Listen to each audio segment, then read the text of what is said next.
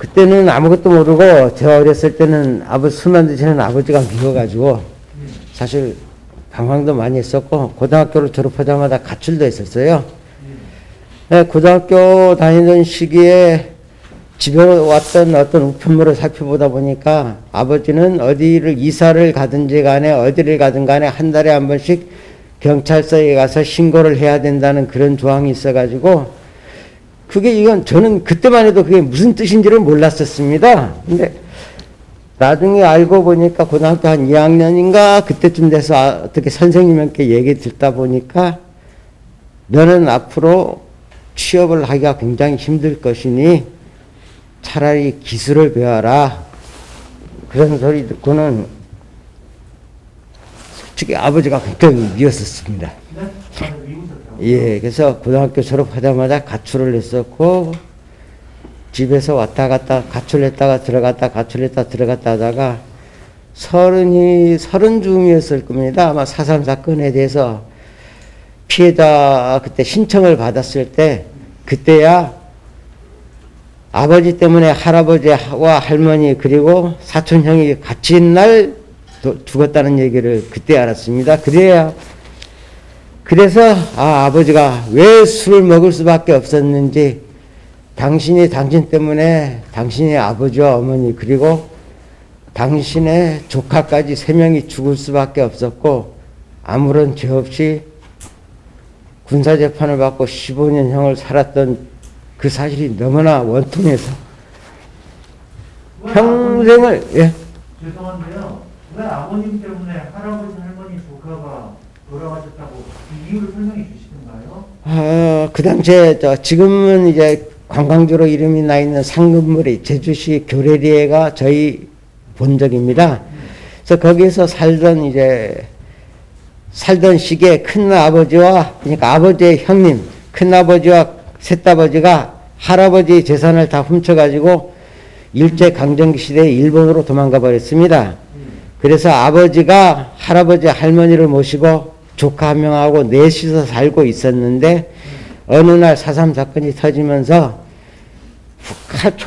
총을 앞세운 사람들에게 붙잡혀서 구역을 해야 된다는 이유로 산으로 잡혀 들어갔어요.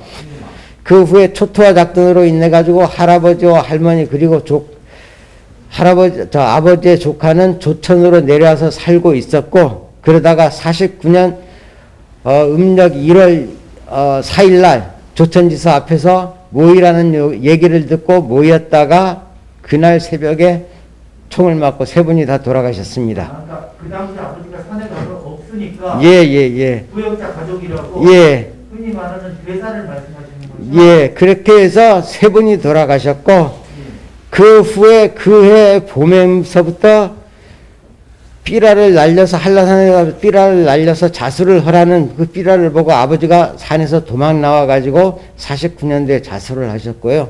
그래서 15년형을 받고 대구 형무소에서 계시다가 나중에 부산으로 이감이 되어서 전쟁 후에 풀려났습니다.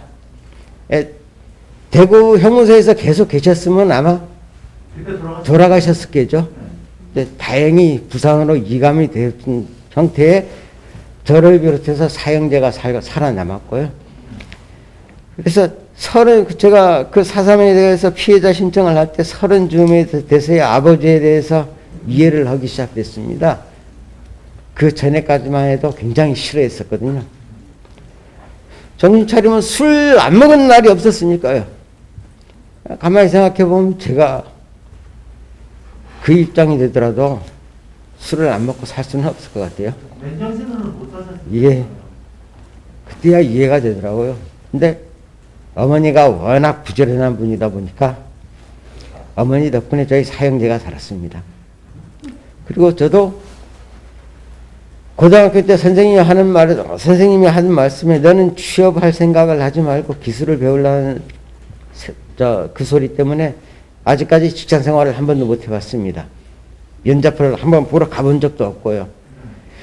그렇게 살다 보니까 아무래도 힘들죠. 겨우겨우 살아왔다고 생각하시면 될 겁니다. 앞으로는 조금이라도 이런 일이 다시는 안 벌어졌으면 좋겠고요. 아직까지는 다른 사람 앞에 이런 얘기를 해오지는 못했어요, 사실. 뭐 앞으로는, 말씀하신 자제분은 두시고 자제분은 있으시죠? 예, 딸 하나 있습니다. 그럼 이제 따님한테도 이야기는 아직 못 하셨습니까? 딸에게는 오늘 재판 간다고 얘기를 했고요. 자세한 얘기는 안 해봤어요. 하여튼 가슴 아픈 얘기일 뿐이고, 가슴 아픈 얘기는 제가 아는 걸로 그냥 끝내고 싶습니다. 제 딸에게까지 넘겨주고 싶은 마음은 없고요. 그래서 그냥 할아버지가 이런 일이 있어가지고 무죄 판결을 받았다, 이렇게 정도만 알고 있었으면 딱 제일 좋겠습니다. 이상입니다.